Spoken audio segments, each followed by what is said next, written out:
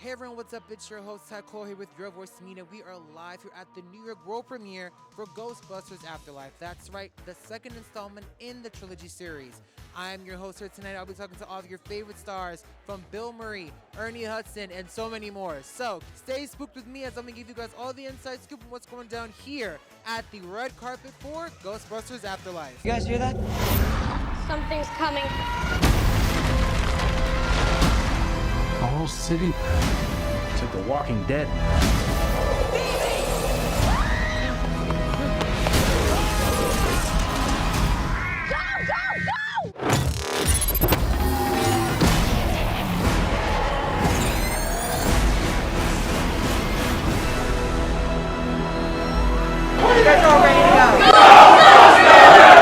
What can fans expect from your new portrayal in the new sequel, and what do you hope that fans will get of the new generation? You know, this is about legacy, it's about family, and I'm hoping people will pull that away, that the importance of resolving resolution. I know it seems like a little bit away from Ghostbusters, but that's what it's really all about, and I think people are going to love it. And I think it's something that people will be able to share with their families, you know, grandparents with grandkids. There's something in this movie for everybody. I hope people enjoy the film-going experience, you know. Okay. I hope people go back and really feel comfortable going back to theaters. It seems like a lot of people are going to go to this one. And they've begun going to movies and so forth. And I like that shared feeling of a common experience of either happiness or and emotional things that we're going to hope to see in the movie, which I understand are in the film. I think it's extraordinary that we're finally here. It kind of didn't feel like it was ever going to happen, and now it feels really surreal. Even to be a part of this franchise feels surreal, so I don't think it's going to feel real for me until tonight. I think it feels like a kind of film that I used to see when I was a kid, a film experience that I want for the next generation to have as well. And what I love about it is that I think anybody can see themselves in it, because it's really about identity and like finding yourself and finding what your purpose is in the world. And I don't know anybody who can't relate to that conversation. It's such a heartfelt movie, and I think it really connects with, you know, real world family problems, and I think it'll really resonate with everybody. This movie, you might cry, you might laugh. It's just a mix of roller coaster of emotions. I don't think they're going to expect the emotion that there is. A lot of emotion in it. And it's funny, which I think they're expecting. But I don't think they're going to expect to have the feels. I'm a super old school Ghostbusters fan. I remember back to the original. I was just telling a story about how I had the honor of being able to work with Mr. Ernie Hudson recently. You know what I mean? I mean, he's a legend. Right. So being able to come back to see what they got going on with it now and keeping the whole, you know, just the flavor alive, I'm ready for it. I'm ready for whatever they got. Are you kidding me? I've been waiting a while for you to see this movie. I can't wait for you to see it. I'm so proud of it. My dad's so proud of it. The guys are so proud of it. And look, it's a comedy. It's a kind of a science fiction film. It's also kind of a horror film. And it may also touch your heart. When I read the script, I just had a big smile on my face. I knew this was going to be it, and I knew Jason was going to do it right. But seeing the family, which introduces a new generation, and then at the same time, guys like us, you know, being equally as excited about all the stuff. And then I remember walking on the stage one day, and I saw Bill, Dan, and Ernie suit up, and I was like, well, there they are.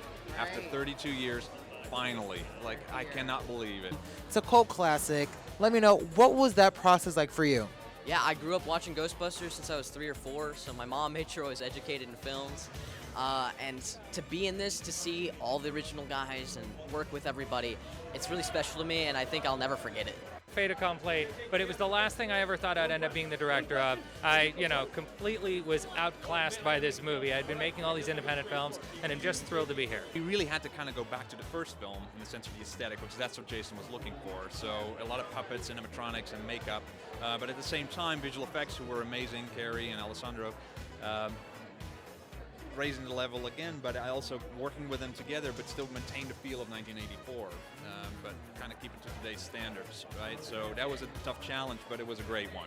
What was the best part about filming this new sequel? The people. It was the people. I mean, you got the OGs, but you have this extraordinary young company, the sexiest men alive, of course, and it was just a really thoughtfully cast film, and we had a really great time. It didn't feel like a big, overwhelming movie. It felt like an independent, scrappy film we were making together. If you can catch ghosts with any celebrity of your choosing that's not in the film, who are you going to catch ghosts with? Living or dead? Let's see. Gosh, that's a really good question. Who do I really enjoy? Who do you really enjoy, though? Well, I like that Annie Potts.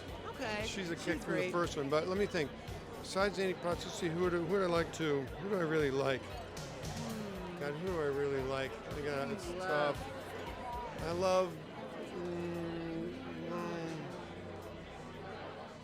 I don't know. Probably Hank Aaron, but he's gone too. Let's see. Two good choices. How about your good man Ernie? How about we just bring him Ernie along? Banks? Ernie Hudson. Oh, Ernie Hudson. Yeah, Ernie too. Hudson's cool. All the Ernies Oh, are yeah, cool. absolutely. Most of the Ernies are okay, yeah. Tilda Swinton. I just feel like she'd be really good at it. Okay. And she would be dressed fabulously and androgynously, and I think we'd have a good time. Oh, Arnold Schwarzenegger. Oh. That would be interesting in my opinion. I just kind of want to see how he would do, you know? Yeah. That's really, I mean, I've seen everybody else. I just want to, how would Arnold Schwarzenegger do this? Arnold be catching ghosts. Ah! Oh God, Hodakapi. So I'm gonna take Kirk Franklin with me Kirk Franklin is going with you to catch to ghosts. catch some damn ghosts. Yes, Okay. because he's gonna make sure that I'm blocked and The still Holy Spirit's favored. activated. The Holy Spirit will be activated, and we can catch the ghosts, but they're not gonna catch me back. Yes, I was gonna say that or Julio Macias, who did On My Block with me, because that's just gonna be hilarious. Bill Murray. Bill Murray, okay. Bill Murray. All day I'm gonna choose my brother Edwin Hodge. Straight up. Just because I know he's gonna have my back if something go down, he got me. Plus we play enough Call of Duty to know, you know, What's going on? you know, we got, you know, we good. We got communication, you know what I'm saying? Got my back, something goes down, line of fire, we good, you know what I mean? Yeah, he got me. Now, can we expect maybe a sequel after this one, possibly? Well, you know, like we just got here. I mean, barely you want finished. more, okay? I'm You very want kind of you. I'd love there to be more stories in this mythology. Now, before you leave, what is coming up next for you before we wrap the year up? Oh man, before we wrap the year up, well, right now, currently shooting the third season of City on a Hill. It's a different seat. Doing great in, by the way. Thank you very much. Thank you. It's a bit of a different seat. You know, I act, of course, alongside a fantastic cast, but I'm also an executive producer, so there's different work to be putting down, and it's a fun job to have. And then also just preparing for Black Adam to drop next year. You know, we're still working on it little by little, reshoots here and there. Can you but tell us what's going on? you know, I for the can't. next season? You can't even give me a little bit of a scoop. Come on, something. I can't. Okay. The only thing I can tell you is that it's going to be insane. Everybody is fine, every single body. But it's going to be sort of like an origin story that you've never seen before. You're going to get a different perspective. And this time, we don't have a villain, we don't have a hero, we have Black Adam, who in the DC world is like an anti-hero, right? So we get to we get to explore a different range of emotions. We get to explore a different sort of depth when it comes to the storytelling. Right. And man, DJ does a fantastic job. That's all I gotta say. So then that means you got to come back to Your Voice Media and let me know what's going on for the next season when it Oh drops. yeah. Oh, absolutely. We'd love to. Play quick games and be fun. So this is called Who Are You Gonna Call? All right? Who am I gonna call? Yes, I'm gonna ask you a question. You're gonna give me the answer. So first question: Who are you gonna call? Or which celebrity would you call if you are caught in a bad situation? Which celebrity would you call? Rihanna, because she got money. And she can help me out, and she a savage too, so she gonna get it when I tell her, like, you know, I shot a man down at Grand Central Station in front of a big old crowd, so bail me out. Who are you gonna call to bail you out of jail? Who would you call? Jay-Z, because he done it before, he gonna do it again. And that vibes. Who are you gonna call to go on a wild adventure with? A wild adventure? A celebrity I want to go on a wild adventure with. Oh, this is hard because it's two or three juggling in my mind right now, and I want to pick the right one. Chloe Bailey.